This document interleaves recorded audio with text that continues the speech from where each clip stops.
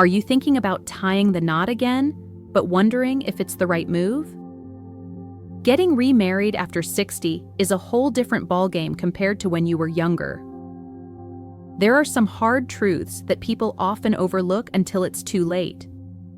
Whether you've been single for years, recently divorced, or widowed, remarriage comes with unique challenges that can shake up your finances, relationships, and overall happiness in ways you might not expect. In this article, we're diving into 5 must-know truths you need to understand before saying I do again after 60. These insights could totally change how you view love, commitment, and long-term security at this stage of life.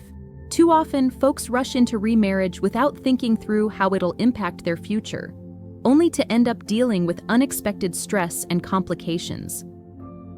But with the right knowledge, you can make a choice that brings you true fulfillment, peace, and stability. Stick around until the end. These 5 truths could save you from heartache and help ensure any new relationship you step into is the right fit. Whether you're seriously considering remarriage or just exploring the idea, you'll want to hear this. Let's dive in. Number 1, your finances change big time after 60. When you remarry after 60, one of the biggest shocks can be how much it affects your financial situation. A lot of people think remarriage is just about love and companionship, but the truth is, it's also a legal and financial commitment. If you're not careful, it can mess with your retirement savings, Social Security benefits, pensions, and even what you plan to leave behind for your kids or loved ones. The last thing you want is to walk into a marriage thinking it'll make life simpler, only to find out it's complicated your financial future in ways you never saw coming. One major thing to watch out for is how remarriage impacts Social Security benefits.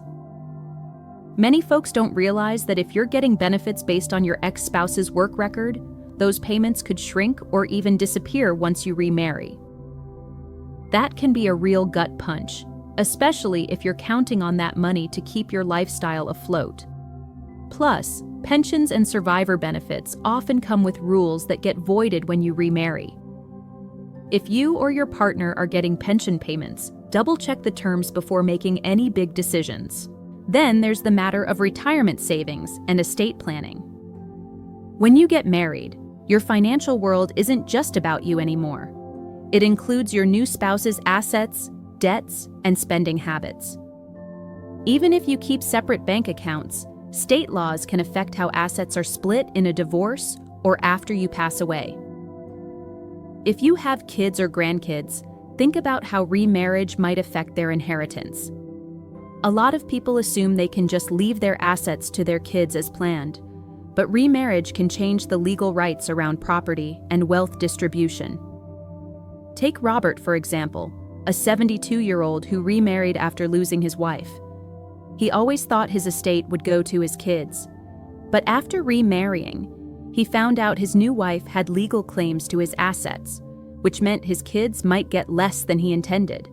He had to have some tough conversations and make legal changes to protect everyone he cared about. If you're thinking about remarriage, sit down with a financial advisor or estate planner. Make sure you understand how it'll affect your finances, retirement, and the assets you want to pass on. These talks might not feel romantic, but they're crucial for safeguarding your future. Number 2, family dynamics can get tricky. Remarrying after 60 isn't just about bringing 2 people together. It's about blending families, histories, and expectations. While love might spark a connection, family relationships can throw curveballs you didn't see coming. Unlike younger couples starting from scratch, people over 60 often come into a new marriage with grown kids, grandkids, and decades of established family dynamics. These relationships don't always mesh as smoothly as you'd hope. One of the biggest hurdles is how your adult kids react to your new marriage. Even if they want you to be happy, they might struggle with loyalty to your previous spouse or worry about how this new relationship will affect family traditions, finances, or their inheritance. Some will embrace your new partner with open arms, while others might feel resentment, suspicion, or even concern for your well-being. These feelings are totally normal, but if they're not handled with care, they can create tension that impacts not just your marriage, but your entire family. Your relationship with your grandkids can shift too. If you've been the go-to grandparent in their lives, bringing in a new spouse might feel like a disruption to them. Some will roll with it, while others might need time to adjust. The same goes for your new spouse's family. If they have kids or grandkids of their own, blending traditions and expectations takes patience and understanding. Another thing to think about is inheritance. It's not uncommon for kids to worry that a new spouse might change existing wills, tweak financial plans, or take a chunk of what they thought was coming their way. These conflicts often aren't about greed, but about kids wanting to make sure their parents' legacy is honored as intended. Consider Susan's story. At 68, she remarried after being single for over a decade. She figured her kids would be thrilled for her, but instead, she found herself navigating awkward conversations about inheritance, holiday traditions, and even where she'd live. While she knew her kids loved her, she quickly realized her new marriage needed open discussions and reassurances to keep the family harmony intact. If you're considering remarriage, take time to talk with your family. Be upfront about your plans, listen to their concerns, and set clear expectations about what will and won't change. It might take time for everyone to get on board, but addressing these issues early can prevent misunderstandings and resentment down the road. The key is to approach these conversations with patience, honesty, and reassurance that you're seeking companionship while still valuing the relationships you've built over the years. Number 3, emotional expectations shift as you age. Marriage at 60 isn't like it was at 20 or 30. Back then, it was often about building a life together, raising kids, buying a home, climbing the career ladder. But after 60, the focus changes. Marriage isn't about starting from square one. It's about companionship, emotional support, and balancing independence with sharing your life. This shift catches a lot of people off guard and can lead to challenges they didn't expect. One big difference is the independence each person brings to the table. By your 60s, 70s, or beyond, you've got routines, hobbies, and a lifestyle that feels just right. You might have your own home, personal passions, and a daily rhythm that keeps you grounded. A new marriage brings someone else's habits, preferences, and expectations into your world, and that adjustment isn't always a walk in the park. Some folks expect remarriage to be as easy as finding the right person, but in reality, it takes careful navigation of boundaries, personal space, and individual identity. Unlike younger couples building financial security together, later-in-life marriages often involve two people who are already financially stable and emotionally self-sufficient. That means the reasons for getting together are different. Love, companionship, and shared moments take center stage over external achievements. But both partners need to be clear about their expectations. How much time do you want to spend together? How do you handle disagreements? How do you maintain independence while nurturing the relationship? Past emotional experiences play a role too. If you've lost a spouse or gone through a tough divorce, those memories don't just vanish when you remarry. You and your new partner both bring decades of history, past relationships, family ties, and deeply rooted views on love and commitment. That's not a bad thing, but it does mean being open, patient, and understanding is critical.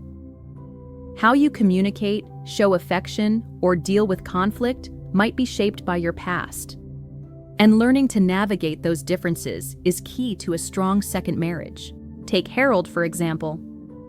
At 75, he found love again after being widowed for years. But he didn't expect how different this new relationship would feel compared to his first marriage. His late wife was his partner for decades, and their dynamic was second nature.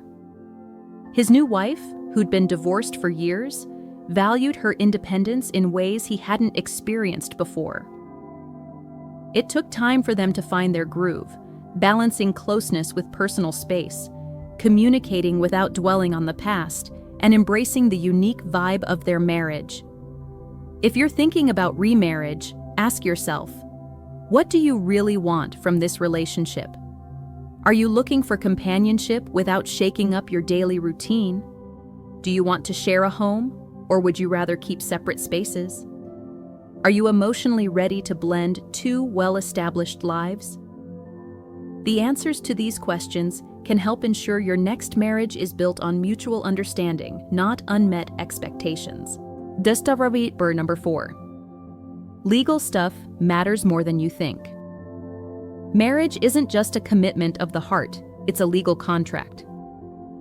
When you remarry after 60, the legal side of things gets way more complex than it was in your younger years. A lot of people think love is enough to make a marriage work, but if you don't understand the legal implications, you could face surprises down the line. From prenuptial agreements to medical decision-making rights, there are key legal issues to tackle before you say, I do. One of the first things to consider is how remarriage affects your estate planning. When you get married, your spouse might automatically gain legal rights to your assets, even if you plan to leave them to your kids, grandkids, or other loved ones.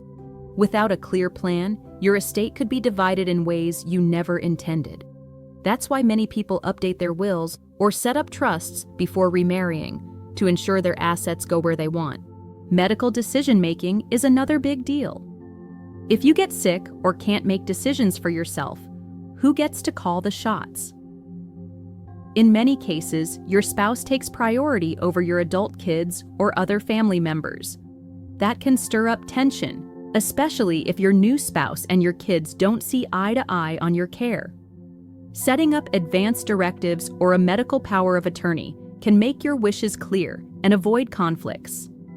Prenuptial agreements are another tool that can bring clarity and protection for both partners.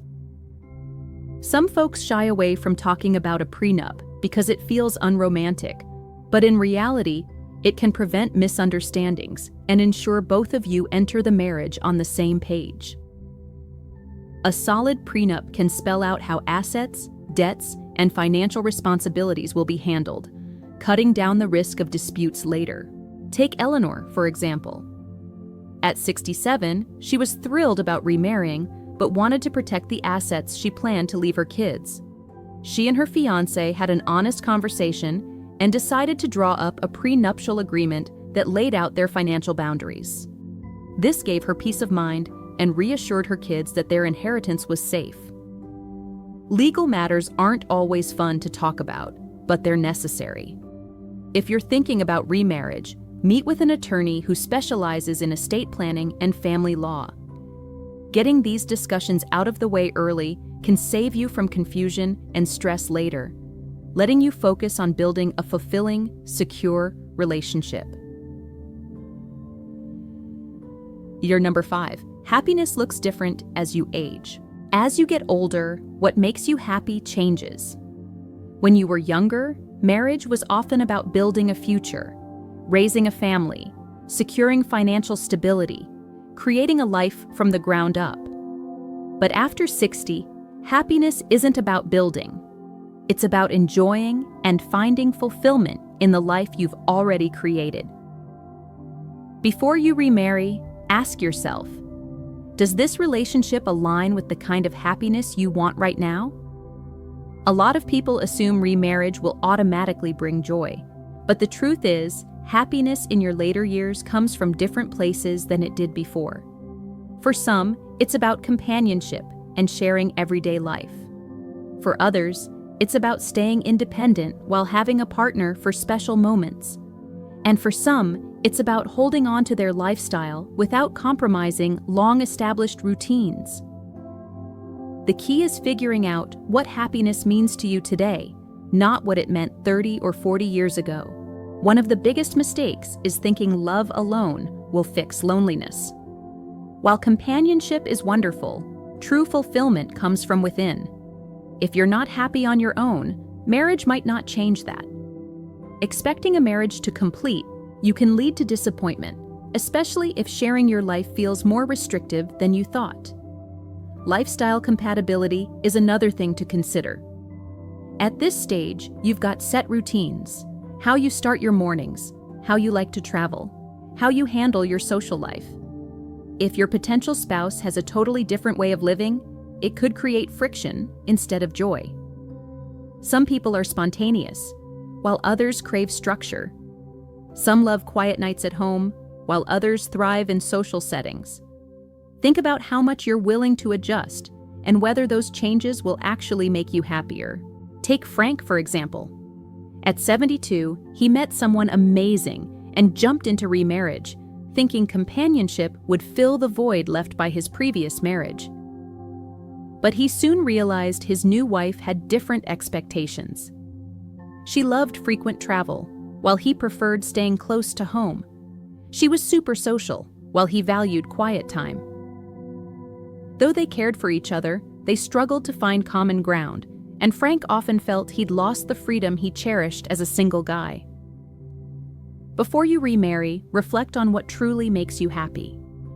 Do you want a traditional marriage where you share everything, or would you prefer companionship with some personal space? Would you be happier living separately but staying committed?